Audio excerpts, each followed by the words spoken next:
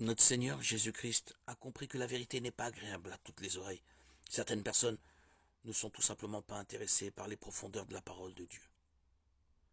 Mais alors, pourquoi parlait-il en parabole?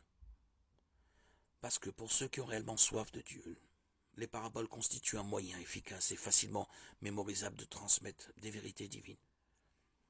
Les paraboles de notre Seigneur contiennent beaucoup de vérités en peu de mots et sont riches en images qui ne s'oublient pas facilement. Les paraboles sont donc une bénédiction pour ceux qui ont des oreilles pour entendre. Mais pour ceux dont le cœur est endurci et les oreilles bouchées, elles sont aussi un acte de jugement. Le Seigneur Jésus se servait souvent de ces paraboles afin d'illustrer des vérités divines profondes. Les histoires qu'il contait étaient faciles à mémoriser. Les personnages étaient marquants. Et tous les symboles qu'il nous donnait étaient riches de sens. Maintenant, autour de nous, tout est silence, tout est calme. Envoie l'ange de la paix sur notre maison. Relaxe nos nerfs. Jésus est le seul, l'unique Fils de Dieu. Psaume 2, 7, 11, 12. Jean 1, 14, Luc 1, 35. Jésus est éternel. Il a existé depuis l'éternité passée, il existe dans le présent, il existera pour toute l'éternité dans le futur. Jean 1, 1, 3, 14, 8, 58. Seul Jésus est celui qui a porté nos péchés afin que nous puissions obtenir le pardon et être sauvés. Ésaïe 53, Matthieu 1, 21, Jean 1, 29, 1 Pierre 2, 24, Corinthiens 15, 1, 3. Jésus est le seul chemin menant au Père. Jean 14, 6. Acte 4, 12, 1 Timothée 2, 5. Seul Jésus avait le pouvoir sur sa propre mort. Il était capable de reprendre sa vie à nouveau. Jean 2, 19. Il n'y a aucun autre chemin qui mène au salut. Il est le seul, juste, qui ait échangé cette parfaite justice pour notre péché.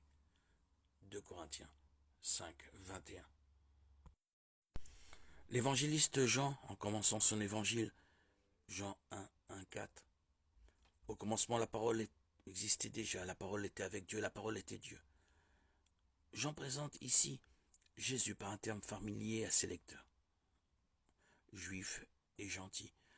Le terme grec traduit par parole dans ce passage est logos, un terme commun dans la philosophie grecque et la pensée juive de cette époque.